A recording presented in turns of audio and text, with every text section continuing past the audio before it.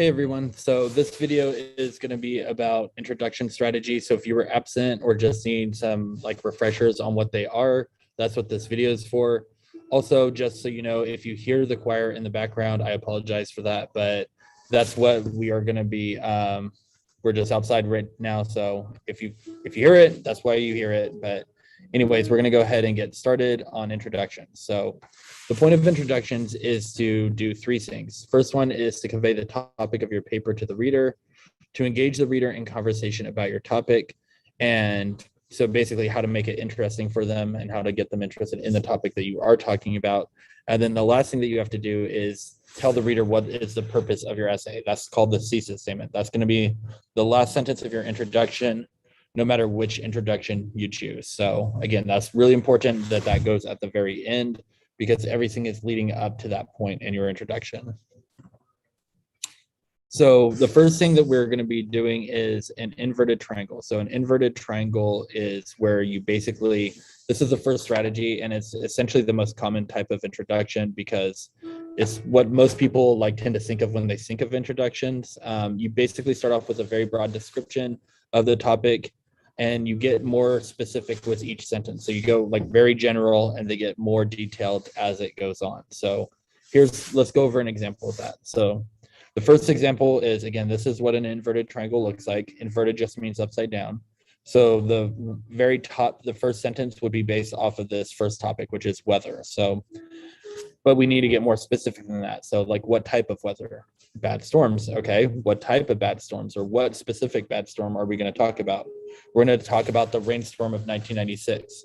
Okay. Well, what about it? Now this is where I get to tell what the point of my essay is going to be. So I had to abandon my car in a flash flood. It was the most frightening experience of my life, but I learned that I'm stronger than I think. So again, that's where we started off with very basic and got more specific. So let's see what that looks like as a paragraph. So this is what a inverted triangle paragraph should look like. You start off with, again, a very broad topic. The Midwestern states experience a wide variety of weather, from bright sunshiny springs and mild winters to wild summer storms. The bad weather, our storms and tornadoes, get the most attention. One storm in particular, the record-breaking rainstorm that took place in September of 1996, will always stand out to me because it shaped who I am today. During that storm, I had to abandon my car in a flash flood. It was the most frightening experience of my life, but I learned that I'm stronger than I think. So again, the first sentence was weather, the second sentence was the bad storms, the third one was the rainstorm of 1996, and then the fourth sentence was my thesis statement. So that's what an inverted triangle introduction should look like. Next one.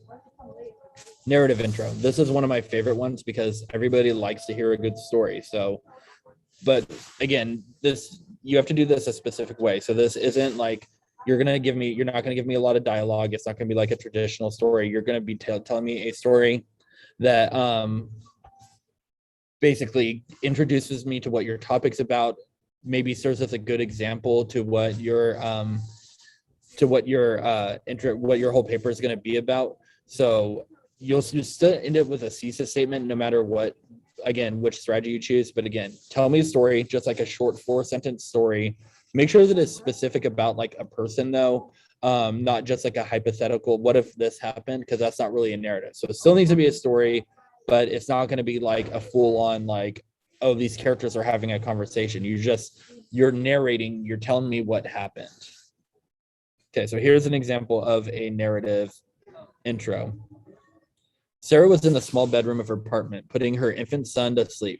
As she was coming out of his room, she heard a loud thud. She looked down the hallway to see someone banging hard against the apartment door.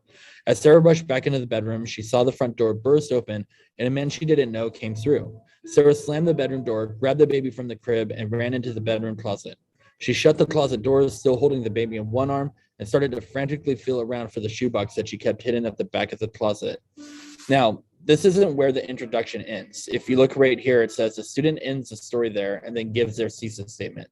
This essay, so this is just the last sentence of their introduction. It should be connected, but I just wanted you to know that their story ended up here. And now we're going to finish the introduction paragraph with a thesis statement. This essay will show that access to guns should not be further restricted so that people like Sarah have access to firearms for personal protection. This is the important thing to note, is that this is a completely made up story and you are allowed to like twist it. Just make sure that it's realistic. We're just practicing right now, so I don't expect it to be 100% perfect.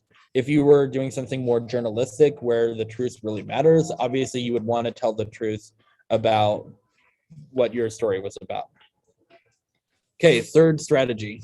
This is called an interrogative strategy. So interrogative intros are, it's basically how it sounds. Interrogative comes from the word interrogate, which basically means to ask a series of questions. So that's what we're going to be doing. You're going to be asking a series of questions to the reader that gets them thinking about like not only your topic, but they're going to be questions that you actually answer in your body paragraph. So let me show you an example of what that looks like. The number of questions depends on like how many topics you're going to be covering in your paper. So general rule of thumb is how many questions should equal the amount of body paragraphs that you're going to have. And each question should be something that you specifically answer in your body paragraphs. Think about like the answer should be your topic sentence, basically. So here's an example of an interrogative intro. Everyone wants to be happier, but we don't often know if our choices will lead to happiness. Will more money bring more happiness? Does religion or faith in a higher power make people happier? Do we even have a right to happiness at all? This essay will seek to answer those questions by looking at the teachings of the Dalai Lama, insights from Gretchen Rubin, and opinions from C.S. Lewis. So each of those three questions, so notice that it started with a sentence. The sentence introduced us to the topic, which was happiness. Then the next three questions are ones that they're specifically going to talk about in their paper. They're going to talk about money's relationship to happiness. That would be one paragraph. Religion and faith as another relationship to happiness. That would be the second one. Having the right to happiness at all. That would be the third paragraph. Now, you technically could turn each topic into multiple paragraphs, but for right now, let's just think of it as one question per paragraph just to make our lives easier. Okay, next up. This is probably the most difficult introduction. This is called a paradoxical introduction. So a paradoxical introduction is where you present basically two arguments that from something that you've read and something that runs counterintuitive or it contradicts, almost it seems like it contradicts each other, each statement, but they actually are true at the same time. So let me give you an example of what a paradox is. So take a look at this sign. This sign says no stopping and end. So let's imagine again, normally we think of the word end and we would think of the word stop, right? You stop at the end. Now this obviously could be true at the same time because this could be the end of a trail and they don't want you to stop at the end. So even though like it seems like it contradicts each other, it actually is true at the same time. So let's take a look at what an example paradoxical intro looks like. In his chapter on reading, Henry David Thoreau presents his arguments on various aspects of reading, including who should read and what they should be reading. One of the more interesting arguments that he makes is that literature is the highest form of art because it can be translated into any language and taken anywhere. Later, however, Thoreau argues that one should read texts in their original language in order to fully understand them. We will explore how he supports both of these seemingly contradictory arguments as well as many others in his essays. Okay, so first, let's break this down. The first sentence introduces the topic, who the author was, what they're going to be talking about.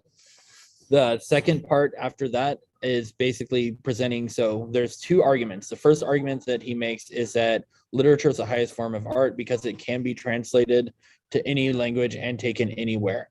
So that's what the first argument is. The second argument is that art should be only read in the original language to fully understand it. And that runs contradictory to his first statement because he said that it's great because you should be able to translate it, but then he says you shouldn't translate it because you need to read it in the original language. So the thesis statement says, we will explore how he supports both of these seemingly contradictory arguments as well as many others in this essay. So they're going to explore kind of the complexities of like how different the two arguments are. So that's what a paradoxical intro is. And then finally, our last one is minding the gap. Minding the gap is a phrase used in the British train system. So they refer to it as the tube, but you'll hear a pre-recorded message say, mind the gap. And that basically means don't fall to your death into the train tracks. You know, it's just a more polite way of saying it. But when we talk about minding the gap, we're talking about here's a bunch of common knowledge that everybody knows about a topic. And what you're going to do is you're going to fill that gap with, this is like the uncommon information that people don't know about. So this is what it's going to look like. When we think of happiness, we think only in positive terms. Increasing happiness is most often linked to things like improving your mental and physical well-being, building stronger relationships, attaining better status or financial security. But what few people realize is that happiness is also directly tied to sadness. In order to truly be happy, we have to know suffering, pain, and loss so we can appreciate when our life is improving. So again, let's break this down. The first sentence is introducing the topic of happiness, and then introducing how most people think about that topic. Then they go on to say, like, give examples of what people think of when they commonly think of happiness. Again, physical well-being, mental health. And then they go on to say, here's what few people don't realize, though, is going to happen if to truly have happiness, you also have to think about all the things that you don't have, all the negative aspects of it also helps you with happiness in some ways. And then the final sentence is, in order to truly be happy, we have to know suffering, pain, and loss so we can appreciate when our life is improving. Again, that's the point of their essay. And they're going to be talking about suffering, pain, and loss as there's 3 mini topics to talk about happiness. So that is basically it for the introduction. So when you guys were supposed to do the assignment, you were supposed to come for the practice, you were supposed to use this prompt as an example. So how do college athletes who can now get their name and image, use it to get compensated? So basically using one of the introductions to say whether or not you agree or disagree with the new law. And that's basically it. So that was introductions. If you have questions, send me a remind message or ask me during tutorial or during class, either way. But just let me know. You can, if you want to, I guess you could also leave it in the comments of this video if you have questions about it. But anyways, let me know if you guys need anything, and I will be posting the conclusion video next. Thank you.